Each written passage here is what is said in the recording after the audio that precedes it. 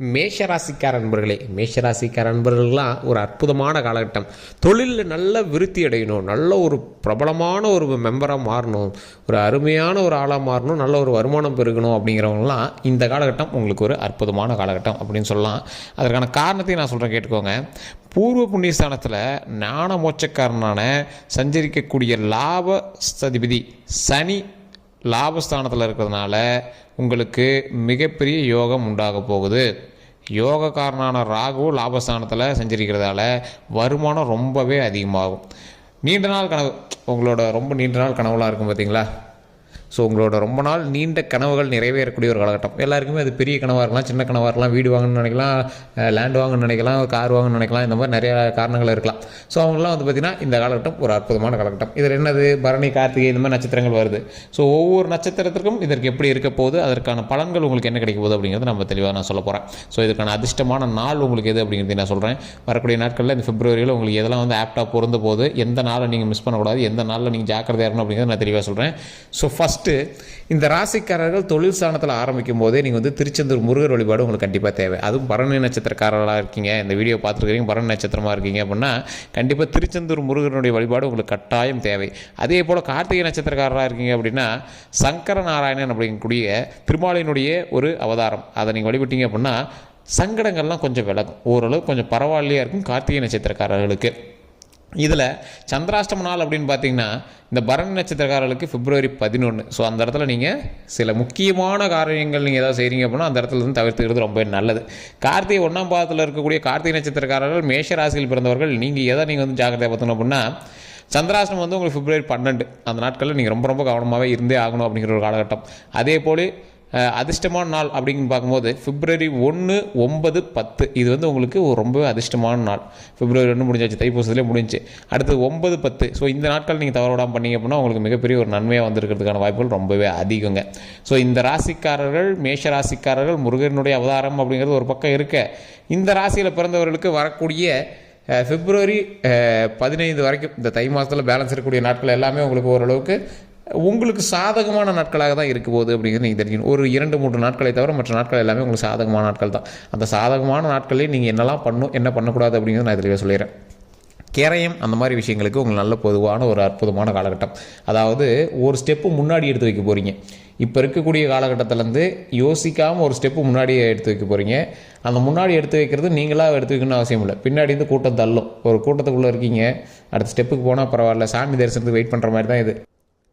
அந்த சாமி தரிசனத்துக்கு உள்ளே போகும்போது பின்னாடி இருக்கிற எல்லாருமே உங்களை தள்ளி தள்ளி முன்னாடி கொண்டு போய் நிறுத்துவான். அந்த மாதிரி இதில் ஒன்று நான் தெளிவாக சொல்லணும், இந்த மேஷராசிக்காரர்களை பொறுத்த வரைக்கும் இப்போ நீங்கள் எடுத்து வைக்கிற ஸ்டெப்பு வருங்காலத்தில் நீங்கள் எடுத்து வைக்கக்கூடிய மிகப்பெரிய படிக்கட்டினுடைய முதல் ஸ்டெப்பு அப்படின்னு தான் சொல்லணும். ஸோ இதில் ஒரு அற்புதமான காலகட்டங்க. இந்த ராசியில் பிறந்தவர்கள் எப்பேற்பட்ட ஆள் அப்படின்னா சாப விமோச்சனம் பெறக்கூடிய அளவுக்கு ஒரு ஆள். இந்த ராசி மேஷராசி, சாப விமோச்சனம். முன் ஜென்மத்தில் நீங்கள் எப்படி இருந்தீங்களோ அதில் நீங்கள் செய்த கர்மாக்களினுடைய வெளிப்பாடுகள் இருக்குது அப்படின்னா உங்களுடைய முன்னோர்கள் சாபத்தை எல்லாத்தையுமே கிளியர் பண்ணி வரக்கூடிய ஒரு அற்புதமான காலகட்டம். சார், இந்த ஜென்மத்தில் உங்களுடைய கர்மாக்கள் ஏதாவது உங்களுக்கு தொந்தரவு பண்ணிட்டு இருக்கு அப்படின்னா கண்டிப்பாக ஒரு நம்பர் வந்து அதை கொடுத்துருக்கோம். அந்த நம்பருக்கு ஃபோன் பண்ணி நீங்கள் வந்து பேச தெரிஞ்சுக்கலாம். டிஸ்கிரிப்ஷனில் ஒரு நம்பருக்கு அந்த நம்பருக்கு ஃபோன் பண்ணி உங்களுடைய ப்ராப்ளத்தை சொல்லி நீங்கள் வந்து சால்வ் பண்ணிக்கலாம். பிறந்த தேதி, பிறந்த நேரம், பிறந்த ஊர், அதை மட்டும் மெயினாக சொல்லுங்கள். உங்களுக்கான முழு ஒத்துழைப்பு சொல்லி அதற்கான விஷயங்கள் என்னெல்லாம் பண்ணும், வீட்டிலேருந்து என்னெல்லாம் பண்ணும் அப்படிங்கிறது எல்லாமே தெளிவாக சொல்லிடுவாங்க. அதே போல் இந்த மேஷராசிக்காரர்கள் இன்னொன்று தெளிவாக தெரிஞ்சுக்கோங்க. மேஷராசிக்காரர்களுக்கு ஏதாவது ஒரு சர்க்கிள்கள் இருக்குது அப்படின்னா எங்களுடைய முன்னோர்களினுடைய சாபங்களாக மட்டும்தான் இருக்கும். உங்களுடைய முன்னோர்கள் அல்லது உங்களுடைய குலதெய்வ வழிபாடு மிஸ் ஆகிறது, இந்த மாதிரி குலதெய்வத்தினுடைய கோபம், இந்த மாதிரி காரணம் தான் அவங்க வந்து இது பண்ணியிருக்கும். முன்னோர்களில் யாரோ ஒருத்தர், உங்களுடைய தாத்தாவுக்கு முன்னாடி காலத்தில் யாரோ ஒரு பெண் சாபமோ இல்லை ஒரு ஆண் சாபமோ உங்களுக்கு இருந்தது அப்படின்னா அதை வந்து ஃபஸ்ட்டு தீர்த்துக்கோங்க. அதுக்கப்புறமேட்டு தான் உங்களுடைய பிரச்சனைகள் எல்லாமே படிப்படியாக சரியாகும். தடைகள் நிவர்த்தியாகி ஒவ்வொரு ஸ்டெப்பாக எடுத்து மேலே வைக்க முடியும். இந்த ராசிக்காரர்கள் அற்புதமான ராசிக்காரர்கள், மிகப்பெரிய ஒரு ஆளுமை திறன் கொண்ட ராசிக்காரர்கள், மிகப்பெரிய வல்லமை கொண்ட ராசிக்காரர்கள். இந்த அளவுக்கு இருக்கக்கூடிய உங்களுக்கு ஒரு ப்ளஸ் பாயிண்ட் ஒன்று இருக்குது.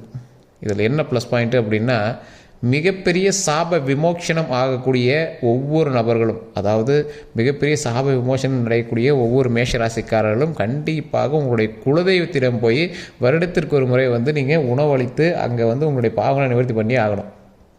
வருடத்திற்கு ஒரு முறை குலதெய்வ வழிபாடு பண்ணி அங்கே இருக்கக்கூடிய உங்களுடைய பிரச்சனை எல்லாமே சொல்லி ப்ராப்ளத்தை எல்லாத்தையுமே சால்வ் பண்ணியே ஆகணும். அதே போல் இந்த ராசிக்காரர்களுக்கு மிகப்பெரிய ஒரு ப்ளஸ் பாயிண்ட் என்ன தெரியுமா? முருகனுடைய முழு ஆசி உங்களுக்கு எப்போதும் உண்டு. அப்போ கண்டிப்பாக நீங்கள் திருச்செந்தூர் முருகர் வழிபாடு கண்டிப்பாக பண்ணணும். அதே மாதிரி திருமாலினுடைய ஆசை உங்களுக்கு எப்பயும் உண்டு, பெருமாளனோட ஆசை உங்களுக்கு இருக்குது. அப்படி என்ன பண்ணுவோம், பெருமாளுடைய அவதாரமான ஒவ்வொரு இறைவனும் நீங்கள் வணங்கலாம். ஆனால் இந்த கார்த்திகை நட்சத்திரக்காரர்கள் அதிகமாக வணங்க வேண்டிய ஒரு தெய்வம் அப்படின்னு பார்த்தீங்கன்னா, நீங்கள் எப்போவுமே சங்கர நாராயணர் அப்படிங்கிற குலதெய்வத்தை, அதாவது சங்கர நாராயணர் அப்படிங்கிற இஷ்ட தெய்வத்தை நீங்கள் வழிபட்டீங்க அப்படின்னா சங்கரங்கள் எல்லாமே உங்களுக்கு வந்து நன்மையாக வந்து நடக்கும். ஸோ நெட்டில் போட்டு பார்த்தீங்க அப்படின்னா தெரியும், ஒரு ஃபோட்டோ வரும் சங்கர நாராயணர் அப்படின்னு போட்டிங்கன்னா அந்த ஃபோட்டோவை நீங்கள் வந்து டவுன்லோட் பண்ணி கூட மொபைலில் வச்சுட்டு அப்போ பார்க்குறது, டெய்லி பார்க்குறது. ஓம் சங்கர நாராயணரே போற்றி, ஓம் சங்கர நாராயணரே போற்றி, ஓம் சங்கர நாராயணரே போற்றி அப்படின்னு அந்த இறைவனை வழிபடுவதால் ரொம்ப நன்மை எடுக்கும். கமெண்ட் செக்ஷனில் மறக்காமல் அதை 3 டைம் டைப் பண்ணுங்கள். ஓம் சங்கர நாராயணரே போற்றி, ஓம் சங்கர நாராயணரே போற்றி, ஓம் சங்கர நாராயணரே போற்றி. இது வந்து யார், கார்த்திகை நட்சத்திரக்காரர்கள் கண்டிப்பாக பண்ணணும். பரணி நட்சத்திரக்காரர்கள் ஓம் திருச்செந்தூர் முருகரே போற்றி, ஓம் திருச்செந்தூர் முருகரே போற்றி, ஓம் திருச்செந்தூர் முருகரே போற்றி அப்படின்னு மறக்காமல் 3 டைம் கமெண்ட் செக்ஷனில் பற்றி விடுங்க. எப்போ ஃப்ரீ டைம் இருக்கோ இந்த 2 தெய்வத்தினுடைய புகைப்படங்களும் ஃபோனில் இருக்கும். நீங்கள் ஃபோனில் நீங்கள் டவுன்லோட் பண்ணி கூட அப்பப்போ உங்களுக்கு எப்போல்லாம் உங்களுக்கு ஒரு மாதிரி தோண ஆரம்பிக்குதோ அப்போ அதோட முகத்தை பாருங்கள், அந்த இறைவனுடைய முகத்தை பாருங்கள். அந்த இடத்துல உங்களுடைய தடைகள் நிவர்த்தி ஆகும். கடவுள் உங்களோட கை கோர்த்து முன்னின்று நடந்து வருவார். அப்போ அந்த பிரச்சனைகள் எல்லாமே சால்வ் ஆகி அதற்கு தகுந்த மிகப்பெரிய நன்மைகள் நடக்க ஆரம்பிக்கும். ஸோ தொழிலில் முன்னேற்றம் நடக்க ஆரம்பிக்கும், கல்வியில் மிகப்பெரிய முன்னேற்றம் நடக்க ஆரம்பிக்கும். ஒரு 18 வயதுக்கு உட்பட்டவர்களாம் நீங்கள் கல்வி சம்மந்தப்பட்டமான விஷயத்தில் சின்ன சின்ன சர்க்கிள்களை சந்திக்கிறீங்க அப்படின்னா கொஞ்சம் பொறுமையாக நிதானமாக செய்தால் நன்மை உண்டு. அதே போல் இந்த மேஷராசிக்காரர்கள் வண்டி வாகனம் புதிதாக வாங்கக்கூடிய ஒரு காலகட்டம். இந்த டைமில் நீங்கள் வந்து வண்டி வாகனம் கண்டிப்பாக புதுசாக வாங்குவீங்க. ஸ்கூட்டியோ, பைக்கோ, காரோ, லாரியோ, இல்லை கமர்ஷியல் வெஹிக்கிள்ஸோ ஏதோ ஒன்று நீங்கள் வந்து வாங்குவீங்க. ஜேசிபி இந்த மாதிரி வண்டிகள்லாம் நீங்கள் வாங்குவீங்க. ஒரு வாகனங்கள் மாற்றுவீங்க. பழைய ஒரு வாகனத்தை நீங்கள் மாற்றிட்டு புது வாகனம் ஒன்று எடுக்கக்கூடிய ஒரு காலகட்டமாக வரக்கூடிய காலகட்டங்கள் அமையுது. அதே போல் இந்த ராசிக்காரர்கள், இந்த பரணி கார்த்திகை நட்சத்திர ராசிக்காரர்கள் எப்பொழுதுமே கொஞ்சம் நிதானமாக செயல்பட்டீங்க அப்படின்னா ரொம்ப நல்லது. மேஷ ராசியில் பிறந்த ஒவ்வொருவருக்கும் இந்த காலகட்டம் நல்ல ஒரு அற்புதமான காலகட்டம் தான். இருந்தாலும் நல்லதாக தானே சார் அமையுது அப்படின்னு நீங்கள் ஓவர் ஆட்டம் போட்டிங்க அப்படின்னா மாட்டிக்குவீங்க. ஸோ தொழிலில் வருமானம் வருது அப்படின்னா அதை கரெக்டாக உங்களோட மைண்டுக்குள்ளே வச்சுக்கணும். நீங்கள் வருமானத்தை வெளியே சொல்லக்கூடாது. எந்தெந்த லேண்ட் விற்கிது அப்படிங்கிறது எதையும் வெளியே சொல்லக்கூடாது. உங்களுடைய லேண்டுகள் வாங்கக்கூடிய ஒரு காலகட்டமாக அமைகிறதுனால அந்த இடத்துல கொஞ்சம் பொறுமையாக நிதானமாக பண்ணிங்க அப்படின்னா ரொம்பவே ஹைலைட்டு. ஒரு ஹைலைட்டடான பர்சனாக இனிமேல் தெரிய ஆரம்பிங்க. ஒரு பாப்புலாரிட்டியான பர்சன், இந்த ஆள் கொஞ்சம் பெரிய பணக்காரம்பா, இந்த ஆள் ரொம்ப லேண்ட்லாம் வாங்கியிருக்காம்பா, இந்த ஆள் புதுசாக கார் வாங்கியிருக்காம்பா, இந்த ஆள் ஒரு வண்டி வாங்கியிருக்காம்பா, அந்த மாதிரி ஒரு பெருமையாக சொல்லக்கூடிய ஒரு காலகட்டமாக இந்த 15 நாட்கள் உங்களுக்கு அமையுது. ஸோ இந்த 15 நாட்களும் உங்களுக்கு நன்மையான காலகட்டமாக தான் அமையுது. அப்படிங்கிறதுனால இறை வழிபாடு கண்டிப்பாக தேவை. அந்த நன்மை கண்டிப்பாக நடக்கணும் அப்படின்னா இறை வழிபாடு கண்டிப்பாக தேவை. இல்லை சார் கொஞ்சம் சர்க்கிள்கள் இருந்துச்சு அப்படிங்கிறவங்க இந்த தை மாதத்துலேயே ஒரு 15 நாள் கொஞ்சம் சர்க்கிள்கள்லாம் இருந்துச்சு அப்படிங்கிறவங்க கண்டிப்பாக நீங்கள் உங்களோட ஜாதகத்தொட்டையும் செக் பண்ணி ஆகணும். உங்களோட பிறந்த தேதி, பிறந்த நேரம், பிறந்த ஊரை உங்கள் லோக்கலில் இருக்கிற ஜாதகத்தை கூட ஜோதிட பார்க்கறவர்கிட்ட கூட கொடுங்க.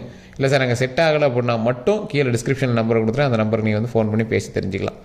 உங்களுடைய பிறந்த தேதி, பிறந்த நேரம், பிறந்த ஊரை சொன்னீங்க அப்படின்னா A to Z கம்ப்ளீட்டாக சொல்லிடுவாங்க. இதுக்கு முன்னாடி என்ன நடந்தது அப்படிங்கிறத தெரிஞ்சுட்டு அதுக்கப்புறமேட்டு இனி நடக்கக்கூடிய விஷயங்களை அவங்க வந்து கிளியர் பண்ணி சொல்லிடுவாங்க. அதே போல் இந்த ராசிக்காரர்கள் குலதெய்வ வழிபாடு பண்ணும்போது அங்கே ஒரு 10 பேருக்காவது அன்னதானம் நீங்கள் பண்ணியிருக்கணும். அதுதான் முக்கியம். உங்களுடைய முன்னோர்கள் ஏதோ ஒரு வகையில் வந்து உங்கள்கிட்ட சாப்பாடை வாங்கி சாப்பிட்ணும். அதுதான் முக்கியம். நீங்கள் சும்மா கோயிலுக்கு நானும் கோயிலுக்கு போய்ட்டுலாம் இது பண்ணக்கூடாது. அந்த இடத்துல நம்மளோட முன்னோர்கள் நம்மளை வணங்கணும், பாப விமோச்சனம் தரணும், மிகப்பெரிய நன்மை நடக்கும். அதுதான் நம்மளுக்கு மிக மிக முக்கியமான ஒரு விஷயமாக இருக்கப்படுதுங்க.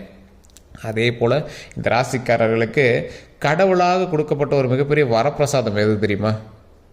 உங்களுடைய கணவனோ மனைவியோ இருக்காங்க அப்படின்னா அவங்க தான் ஒரு ப்ளஸ் பாயிண்ட்டு. உங்களுடைய வாழ்க்கையில் ஒரு நெக்ஸ்ட் ஸ்டெப்பு போகிறீங்க அப்படின்னா அவங்க தான் உங்களுடைய மிகப்பெரிய ஒரு ப்ளஸ்ஸாக இருப்பாங்க. நீங்கள் எவ்வளோ தான் எங்களுக்கு திட்டினாலும் சரி, இல்லை சார் இங்கே அது நோலாம் இது நோலாம் நீங்கள் ஏதாவது நீங்கள் வந்து பிரச்சனையாக நீங்கள் சொன்னாலும் சரி, அவங்க தான் உங்களுடைய ப்ளஸ் பாயிண்ட்டு. விட்டுறாதீங்க, இறுக்கி கை பிடிச்சிக்காங்க.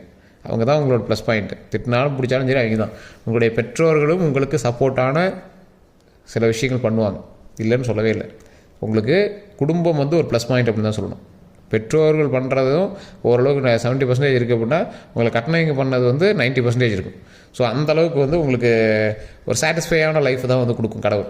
கொஞ்சம் முன்ன பண்ண உங்களுக்கு முன்னாடி பிரச்சனைகளாகவும் இருந்திருக்கலாம், ஆனால் போக போக உங்களுக்கு வந்து நன்மைகளாக தான் முடியும் மேஷ ராசிக்காரர்களை பொறுத்த வரைக்கும். ஸோ அதனால் நீங்கள் கவலைப்படாமல் சில நன்மைகளான காரியங்கள் செய்யுங்க, அதன் மூலமாக நன்மைகள் பெறும். கடவுள் வழிபாடு கண்டிப்பாக தேவை, முன்னோர் வழிபாடு கண்டிப்பாக தேவை. தொழிலில் நல்ல முன்னேற்றம் அடையக்கூடிய காலகட்டம் அப்படிங்கிறதுனால தொழில் விஷயங்களை கொஞ்சம் சீக்கிரட்டாக மெயின்டைன் பண்ணுங்கள். கொஞ்சம் நீங்கள் வந்து கொஞ்சம் உளருவாயி, ஸோ அதனால் கொஞ்சம் வெளியே அதிகமாக சொல்லிடுவீங்க. கொஞ்சம் அறிவுத்திறனை அதிகமாக வாதிங்க அப்படின்னே சொல்லலாம். எதை எப்படி பண்ணணும் அப்படிங்கிறத டேலி பண்ணி பண்ணுவீங்க. ஈஸியாக ஒருத்தர் வந்து நீங்கள் ஈஸியாக வந்து மூவ் பண்ண வச்சுருவீங்க, ஈஸியாக டேக்கிள் பண்ணிடுவீங்க.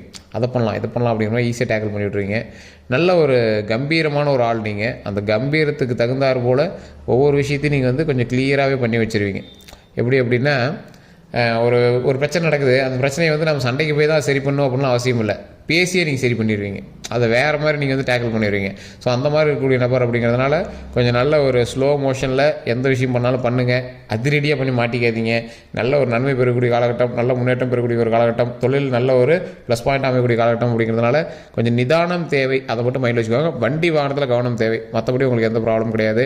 நான் குறிப்பிட்டு சொன்ன நாட்கள் எல்லாமே முன்னாடி சொல்லியிருப்பேன். அந்த நாட்களில் கொஞ்சம் சந்திராஷ்டமத்தில் கொஞ்சம் பார்த்துருங்க. மற்றபடி எல்லாமே சூப்பராக இருக்குது. வேறு எந்த ஒரு கருத்துக்கள் இருந்தாலும் மறக்காமல் கமெண்ட் செக்ஷன் டைப் பண்ணுங்கள். கீழே ஒரு நம்பர் கொடுத்து அந்த நம்பருக்கு ஃபோன் பண்ணி உங்களுடைய பிரச்சனை சொல்லி சால்வ் பண்ணிக்கலாம். நன்றி நண்பர்களே.